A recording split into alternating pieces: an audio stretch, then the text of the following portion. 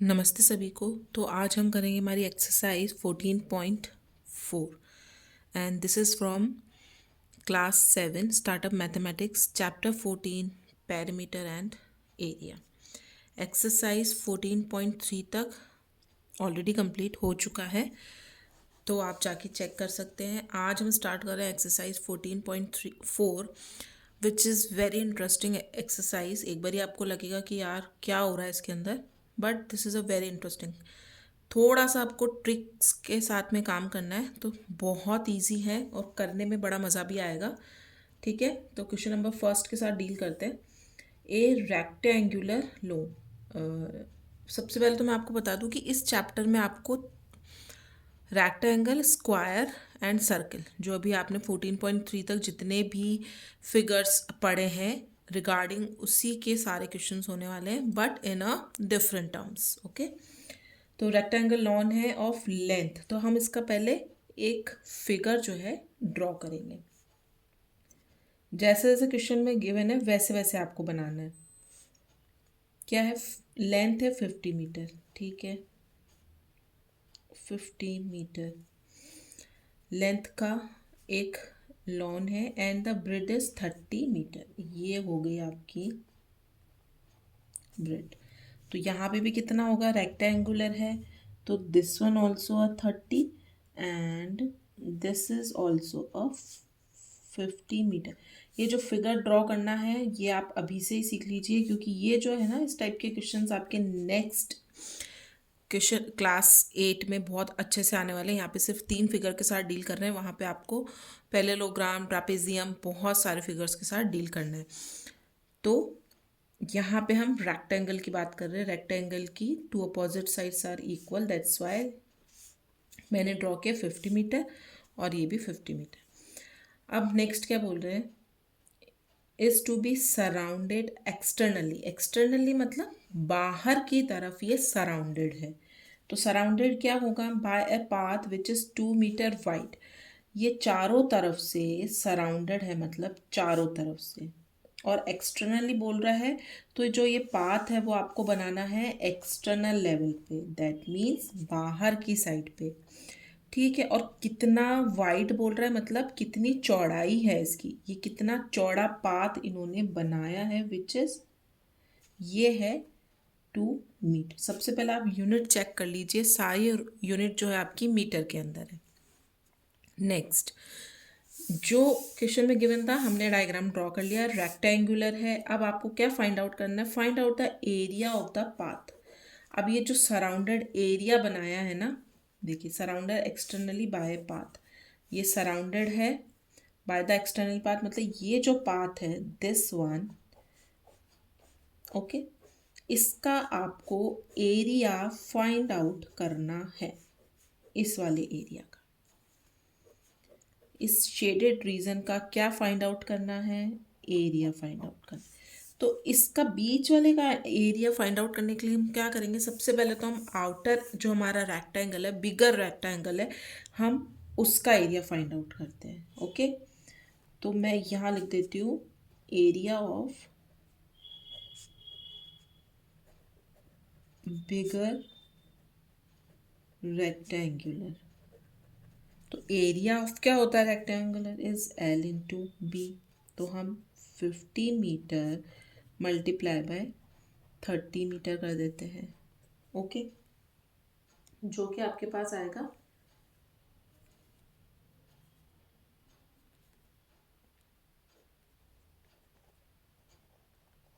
1500 metre square. मैंने अभी सिर्फ जो बाहर वाला रेक्टेंगल है ना, सिर्फ और सिर्फ उसी का मैंने क्या फाइंड आउट किया है? एरिया फाइंड आउट किया है। यहाँ पे जो हमने एरिया ऑफ बिगर रेक्टेंगल निकाला है, इसकी जगह हम लिखेंगे एरिया ऑफ इनर रेक्टेंगल, क्योंकि ये जो पाथ है ये आउटर साइड में बना हुआ है और आई मिस्टेकन कि ये इनर साइड में। तो ये जो लेंथ है ना, ये इनर रेक्टेंगल की, ये सबसे पहले हमने इसका एरिया फाइंड आउट किया इनर रेक्टेंगल का। अब आउटर रेक्टेंगल का आपको फाइंड आउट करना, दैट मीन्स जो पाथ बना हुआ है बाहर की तरफ, इसका। अब ये जो रेक्टेंगल है इसकी लेंथ कितनी होगी? ठीक है, देखिए यहाँ से लेकर यहाँ तक की आपके पास है 50, तो ये और ये चौड़ाई आपको गिवन है 2 मीटर, यहाँ पे भी 2 मीटर होगा, तो यहाँ पे 2 मीटर आप ऐड कर दीजिए, यहाँ पे 2 मीटर ऐड कर दीजिए, तो बाहर वाले की जो लेंथ क्या हो जाएगी? 50 + 4 विच इज 54 मीटर। ओके, ये तो हो गई आपकी लेंथ। अब यहाँ पे आप करते हैं विड्थ, तो विड्थ कितनी हो जाएगी? ये देखिए यहाँ पे इतना आपको गिवन है 30, तो यहाँ एक्स्ट्रा एक और ऐड हो गया आपका 2 मीटर, यहाँ पे भी आपका ऐड हो गया 2 मीटर, विच इज वापस आप 30 में क्या ऐड कर दीजिए? 4, तो आपको मिलेगा 34 मीटर। सो हम क्या लिख सकते हैं? Area of outer rectangular is equals to L into B. L है अभी आपके पास 54 मीटर एंड ब्रेथ है 34 मीटर। दोनों को मल्टीप्लाई करेंगे and you will get 1836 metre square. ठीक है, अब आपके पास आउटर का आ चुका है ये एरिया, इनर का आ चुका है, तो बीच वाले का एरिया फाइंड आउट क्या करेंगे? सो हम लिख सकते हैं area of the path is equals to area of बड़ा वाला जो रेक्टेंगल है उसमें से छोटे वाले को माइनस कर देंगे, बड़ा वाला बाहर वाला आउटर रेक्टेंगल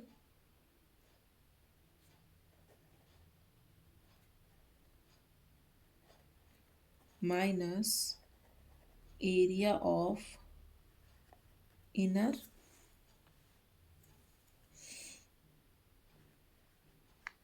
रेक्टेंगल। तो एरिया ऑफ आउटर का हमने फाइंड आउट किया 1836 मीटर स्क्वायर एंड इनर का हमारे पास आया था 1500 metre square.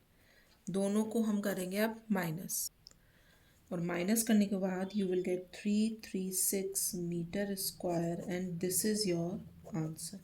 So the area of the path this one is, बाहर आउटर वाले में से आप इनर को माइनस कर दीजिए, you will get the area of the middle path. So this is your question number 1। Now coming to the question number 2। Question number 2 आपको given है 2 cross roads each 2 metre wide run at the right angles through the center of the rectangular park। तो सबसे पहले हम एक diagram draw कर लेते हैं। ये एक रेक्टेंगुलर पार्क है,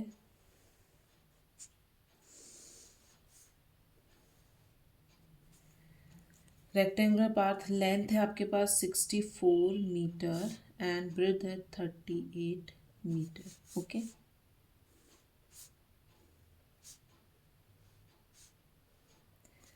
अब सबसे पहले क्या बनाइए, जो ये रोड्स बनाई गई है run at the centre of the rectangle, मतलब बीच में से जा रही है, along with the length, to meet run at the right angles through the centre of the rectangular park by of length, length से तो यूं जा रही है एक रोड जो कि कितनी मीटर चौड़ी है?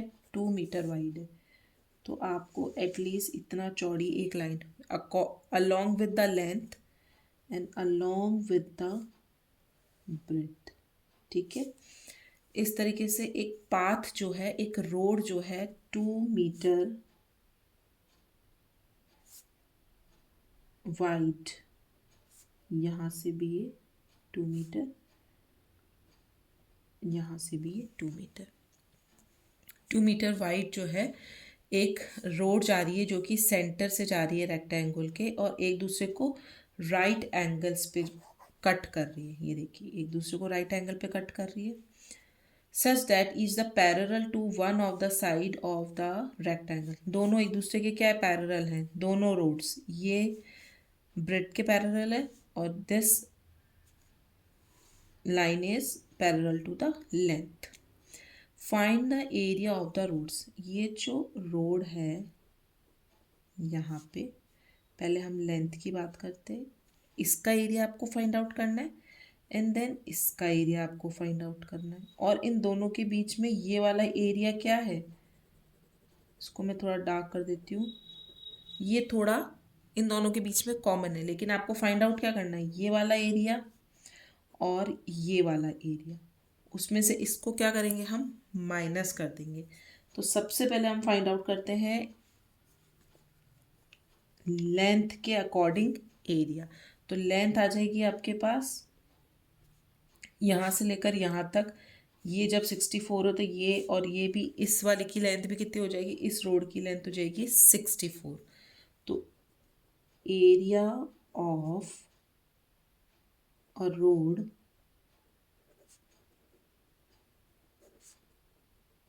along with length is equals to, L हो जाएगी आपकी 64 मीटर एंड ब्रेथ आपको पता ही है कि 2 मीटर है। So you will get 128 metre square along with the length. अब हम एरिया फाइंड आउट करते हैं इस रोड का। Area of a road along with breadth, breadth के साथ में, दैट मीन्स इस वाली रोड का करते हैं। तो यहाँ से लेकर यहाँ तक की डिस्टेंस कितनी हो जाएगी, length 38 metre multiply by breadth आपके पास 2 मीटर गिवन है। So you will get 76 metre square. तो रोड के जो मेजरमेंट्स आए वो यहाँ से लेकर यहाँ तक के और यहाँ से लेकर यहाँ तक के ये एरिया आ गया। लेकिन ये वाले बीच वाला पोर्शन भी इसमें इंक्लूडेड है, इसी क्योंकि हमने कंप्लीट जो है लेंथ के हिसाब से इसका एरिया फाइंड आउट किया। अब ये वो जो बीच वाला एरिया है इसका हम एरिया फाइंड आउट करते हैं। सबसे पहले एरिया ऑफ कॉमन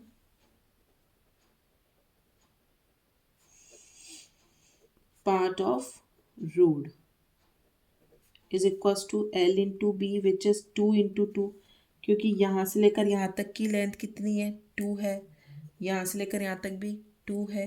तो हम क्या लिख सकते हैं, 2 multiply by 2 metre and metre 4 metre square. तो जब एरिया ऑफ रोड्स आपको फाइंड आउट करना है तो इन दोनों के एरिया को आप प्लस कर दीजिए और इसको इन दोनों के एरिया में से माइनस कर दीजिए। तो हम लिख सकते हैं सो total area of road is equals to area along with length plus area along with breadth plus minus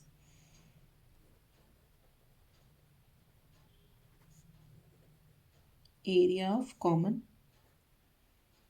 part. तो प्लस कर देते हैं area 128 metre square plus 76 metre square minus 4 metre square. So इन दोनों के एडिशन और इसके बाद आपको मिलेगा सब्सट्रैक्शन के बाद 200 metre square and this is your answer of the first question that is asked in the find the area of the roads। तो roads का एरिया क्या हुआ, 200 मीटर स्क्वायर हुआ। Also find the area of the remaining part of the park. अब ये जो remaining, इसको मैं हॉरिजॉन्टल लाइन से शो कर देती हूँ। ये जो रिमेनिंग पार्ट है ना, इसका भी एरिया आपको फाइंड आउट करना है। तो उसके लिए हम क्या करेंगे, हम बाहर जो हमारा रेक्टेंगल है उसका एरिया फाइंड आउट करेंगे और हमने जो रोड का एरिया फाइंड आउट किया है उसको माइनस कर देंगे। तो हमारे पास जो ये छोटे छोटे रेक्टेंगल्स बने हैं अंदर, उसका एरिया जो है वो आ जाएगा। तो सबसे पहले हम फाइंड आउट कर लेते हैं एरिया ऑफ रेक्टेंगुलर पार्क। ये देखिए ये रेक्टेंगुलर पार्क है, उसका एरिया कितना हो जाएगा L into B, which is L is 64 metre multiply by 38 metre, and after multiplication you will get 2432 metre square. अब हमको फाइंड आउट करना है, find the area of the remaining part of the park, this one. ठीक है, so हम क्या लिख सकते हैं, so area of remaining part of the park is equals to, क्या होगा, equals to area of the area of rectangular park minus area of roads, जो अभी हमने प्रीवियसली फाइंड आउट किया। तो area of the rectangular and minus the area of the road, जो अभी हमने फाइंड आउट किया था।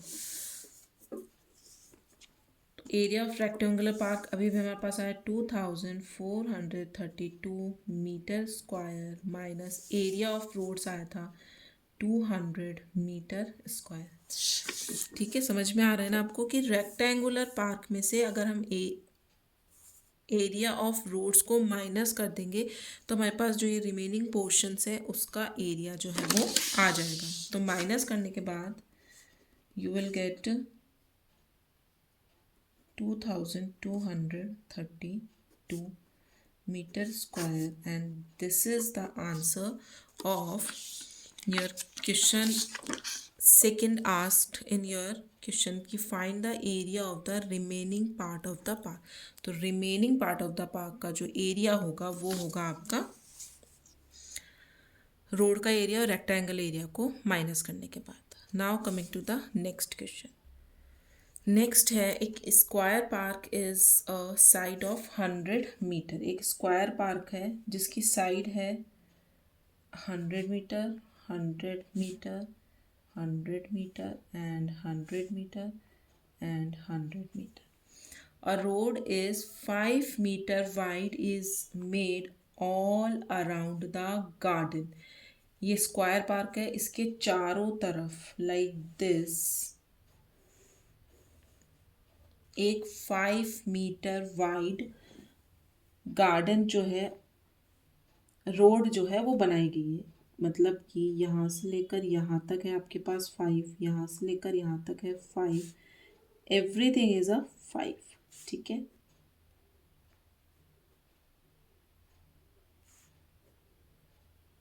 ओके। अराउंड द गार्डन मतलब चारों तरफ बाहर की साइड बनाई गई है, आउटसाइड लिखा है यहाँ पे। Find the area of the road, ये ही एरिया आपको फाइंड आउट करना है जो हमने क्वेश्चन नंबर 1 में किया था। वहाँ पे रेक्टेंगल गिवन था और यहाँ पे आपको स्क्वायर गिवन है। तो आपको जो एरिया फाइंड आउट करना है वो किसका करना है, सबसे पहले हम निकाल लेते हैं the area of the square, जो हमको स्क्वायर गिवन है। ठीक है, एरिया ऑफ द फॉर्मूला पहले मैं राइट डाउन कर देती हूँ। एरिया ऑफ द रोड, इस रोड का एरिया कितना होगा is equals to area of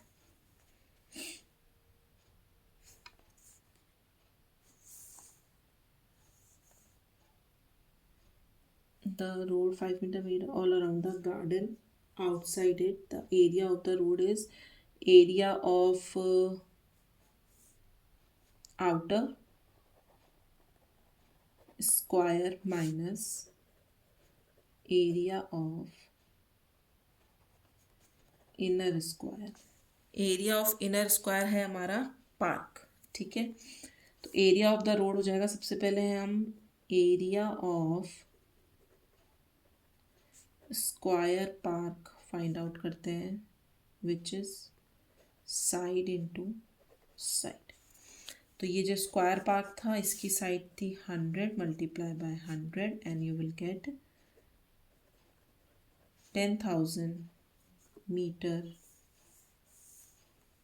metre square में ही, यस, ठीक है। तो इनर वाला जो हमारा स्क्वायर है उसका जो एरिया आया है वो आया है 10,000। यहाँ पे लिख भी देती हूँ मैं, area of inner square park. ना the area of outer square,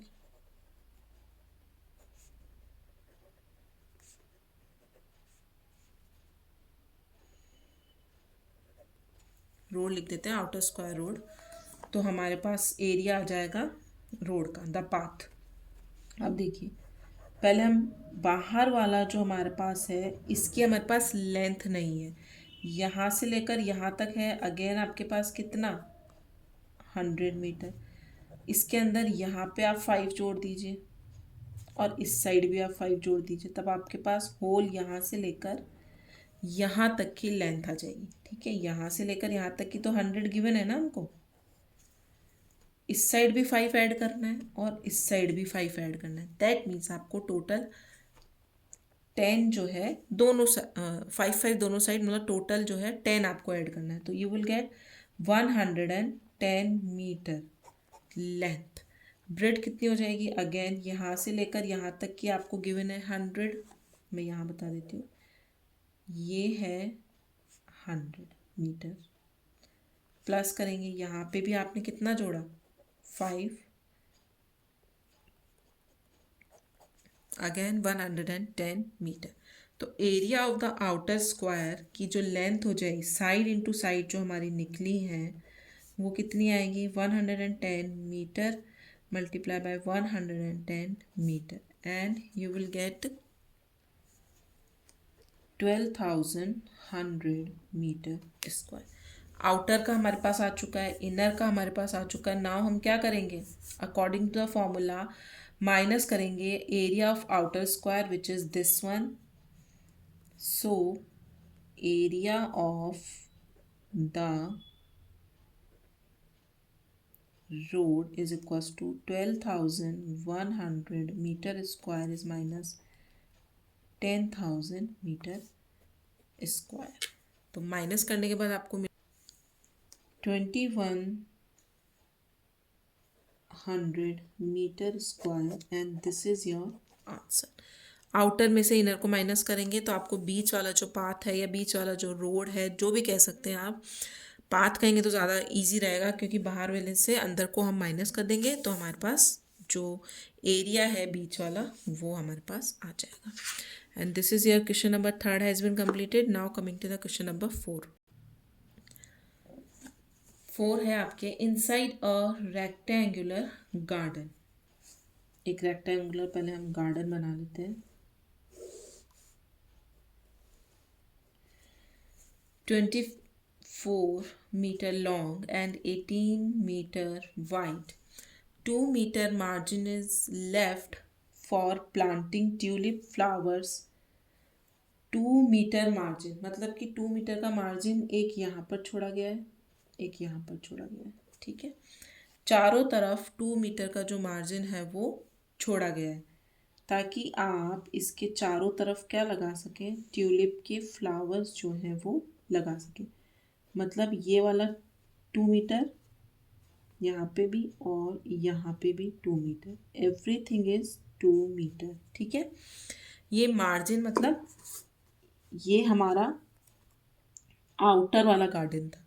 margin अंदर छोड़ेंगे क्योंकि गार्डन के अंदर ही आपको फ्लावर लगाने, तो ये जो एरिया बना है वो अंदर की तरफ बना है, ये ध्यान रखिएगा। अभी तक हम आउटर वाले बना रहे थे, अभी जो मैंने ये बनाया है ये इनर की तरफ बनाया है। ठीक है, और 2-2 मीटर का जो है, 2-2 मीटर का जो है मैंने मार्जिन दोनों साइड चारों तरफ छोड़ दिया है। क्या करने के लिए, planting tulip flowers. If 4 tulip stems can be planted in 1 meter square, find the total number of the tulip stems planted. तो कितने नंबर ऑफ ट्यूलिप प्लांट्स आप लगा सकते हैं इस जगह में, वो निकालने के लिए आपको क्या होना चाहिए, सबसे पहले यहाँ का क्या आना चाहिए, आपके पास एरिया आना चाहिए, तभी आप नंबर ऑफ ट्यूलिप्स कितने यहाँ पे प्लांट कर सकते हैं। तो यहाँ का एरिया निकालने के लिए अगेन हम क्या करेंगे, बाहर वाले एरिया में से अंदर वाला जो हमारा ये स्पेस हमने एक निकाला है 2 सेंटीमीटर का मार्जिन छोड़ के, उसको हम माइनस कर देंगे।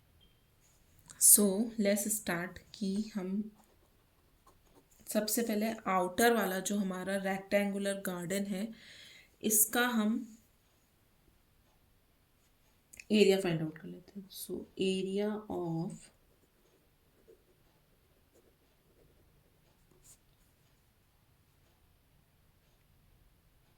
पार्क और garden, whatever, L into B, which is 24 meter multiplied by 18 meter, and after multiplication you will get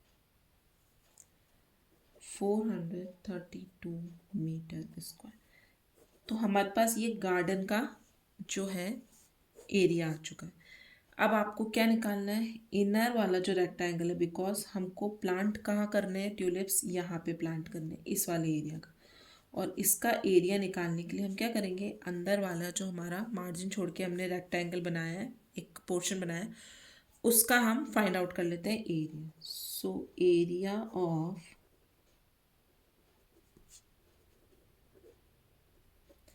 inner rectangular park equals to L into B. अब इसकी लेंथ कितनी होगी, ये देखिए, यहाँ से लेकर यहाँ तक हो गई आपकी 24, क्योंकि 2 मीटर के मार्जिन हमने दोनों साइड छोड़े थे।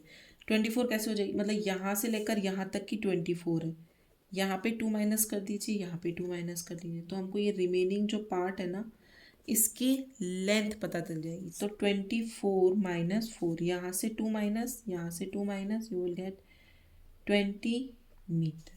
अगेन ब्रेड में भी हम ऐसा ही करेंगे, कंप्लीट यहाँ से लेकर यहाँ तक की, मतलब यहाँ से लेकर यहाँ तक आपको गिवन है 18।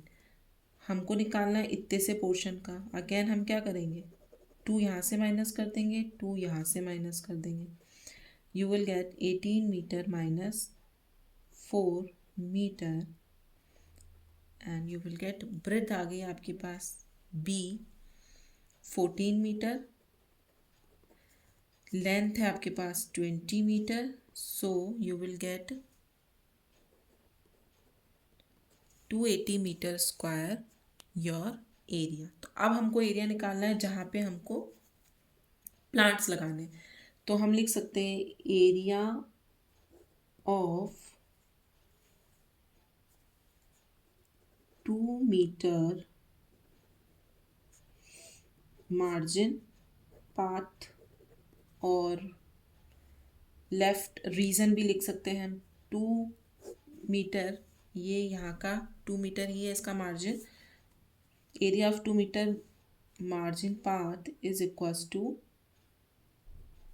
L into sorry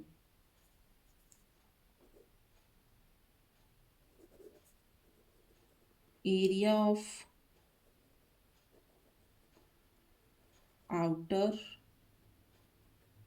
rectangular minus area of inner rectangular.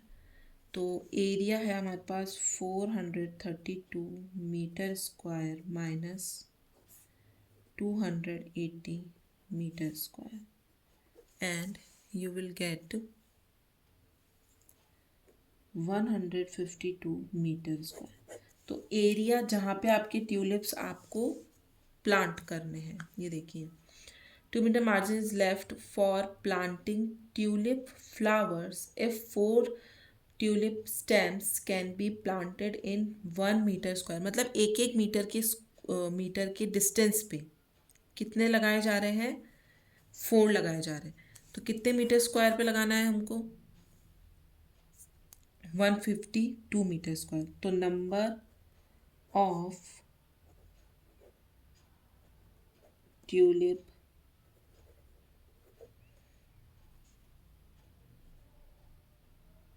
stems in 152 meter square area is equals to 152 meter square multiplied by 4, and you will get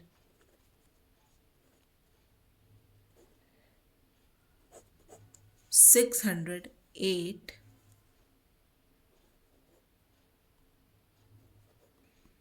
tulip stems. तो कितने टोटल स्टेम्स आप यहाँ पर लगा सकते हैं? 608। यही हमको बताना है। Find the total number of tulip stems planted. So number of tulip stems in 152 metre square area is, क्योंकि 1 मीटर स्क्वायर में आपको गिवन है 4 लगा सकते हैं, तो जितने आपका एरिया आपने फाइंड आउट किया है उसको आप 4 से मल्टीप्लाई कर देंगे तो आपको नंबर ऑफ ट्यूलिप्स जो है वो मिल जाएंगे, which is 608 tulip stems can be planted. Question number 4 has been completed. Now coming to the question number 5. Question number 5 है आपके पास, the dimensions of a rectangular plot. ये एक आपके पास है रेक्टेंगुलर प्लॉट। डायमेंशंस गिवन है 35 metre long and 20 metre wide. A path of a uniform width 2 meter is built along the border and inside it, अंदर की तरफ एक पाथ बनाया गया है जो कि एक 2 मीटर यूनिफॉर्म विड्थ का है, मतलब कि यहाँ से लेकर यहाँ तक की जो डिस्टेंस है ये पाथ बनाया गया है जो कि 2 मीटर है। ठीक है, चारों तरफ इसके एक 2 मीटर का जो है पाथ बनाया गया है। यूनिफॉर्म मतलब along with the complete length and breadth. Path of the uniform breadth, उसकी जो चौड़ाई है कितनी है? 2 मीटर है। Is build along the border, along the border means length के according, along the length and along the breadth, and inside it, अंदर की तरफ बनाया गया इसलिए मैंने अंदर बनाया। ठीक है, अभी हम अंदर की बात कर रहे हैं कंप्लीटली। पहले हमने सारे जितने भी बनाए थे पाथ आउटसाइड में बनाए थे। Okay, find the cost of the paving the path with bricks. इस पाथ के ऊपर आपको क्या लगाना है? ब्रिक्स लगानी है, ईंटें लगानी है।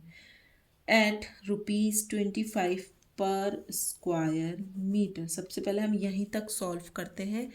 पाथ पे आपको ब्रिक्स लगानी है, दैट मीन्स आपके पास पाथ का एरिया होना चाहिए। अगेन हम सबसे पहले फाइंड आउट करते हैं एरिया ऑफ आउटर रेक्टेंगल। ठीक है, length into breadth 35 metre 20 metre, you will get 700 metre square. Outer area आ गया, इनर एरिया का फाइंड आउट कर लेते हैं। एरिया ऑफ इनर रेक्टेंगल, तो इसकी लेंथ कितनी होगी? ये देखिए, यहाँ से लेकर यहाँ तक है आपके पास 35, यहाँ पे आप जोड़ दीजिए कितना, सॉरी अंदर की तरफ बना है तो यहाँ से लेकर यहाँ तक नहीं, ये कंप्लीट आपके पास से 35, तो यहाँ से लेकर यहाँ तक निकालने के लिए यहाँ से -2 कर दीजिए, यहाँ से भी -2 कर दीजिए। दैट मीन्स 35 -4 करने के बाद आपको मिलेगा 31। तो अंदर वाले की जो लेंथ हो जाएगी वो हो जाएगी 31 मीटर। और अगेन 20 में से भी आप 4 माइनस कर दीजिए, यू विल गेट 16 मीटर। तो 31 metre multiply by 16 metre and you will get 496 metre square. तो ये जो इनर वाला रेक्टेंगल आपका बना है ना, उसकी जो आपके पास एरिया आया है वो आया है 496। तो हम आउटर में से इनर को माइनस कर देते हैं तो हमारे पास क्या आ जाएगा? पाथ का जो है स्क्वायर एरिया आ जाएगा। सो area of the path is equals to area of outer rectangle minus area of inner rectangle। Okay, तो एरिया ऑफ आउटर का अभी अभी हमने फाइंड आउट किया, which is 700 metre square minus 496 metre square, and you will get 204 metre square. तो area आपके पास सिर्फ अभी पाथ का आया जहाँ पे आपको ब्रिक्स लगानी है। ऑफ कोर्स यहाँ पे ब्रिक्स लगानी है तो इसका एरिया हमारे पास आ गया है। और कितनी लगानी है? Find the cost of the paving the path with bricks at the cost of rupees this. तो ₹25 पर स्क्वायर मीटर, मतलब 1 स्क्वायर मीटर पे कितने रुपीज़ लग रहे हैं? 1 स्क्वायर मीटर पे आपके रुपीज़ लग रहे हैं ₹25। ठीक है, कितने स्क्वायर मीटर पे लगानी है ब्रिक्स? 204 मीटर स्क्वायर पे लगाने के लिए आपको चाहिए, पूरी लाइन लिख देती हूँ, कॉस्ट ऑफ, आपको लिखना किस तरीके से, cost of paving the path with bricks is equals to 25 per meter square. Okay, cost of 1 metre square. सो हम क्या लिख सकते हैं? Total cost of paving the path with bricks at 204 metre square is equals to, total cost आ जाएगी ₹25 multiply by 204 meter square and you will get 5,100 rupees and this is your answer. तो cost कितनी आएगी हमारे पास? 5,100। अब इसी में आपको नेक्स्ट क्वेश्चन और पूछ रहा है, ये तो हमने ब्रिक्स लगा दी। Also the cost of the covering the remaining part of the plot with the grass. ये remaining part of the plot जो है उसको आपको किससे कवर करना है? ग्रास से कवर करना है। तो हम लिख सकते हैं कॉस्ट ऑफ, तो अब आपको cost of the covering the remaining part of the plot with grass, that means ये जो रिमेनिंग पार्ट है, यहाँ तो ब्रिक्स लग गई, ठीक है।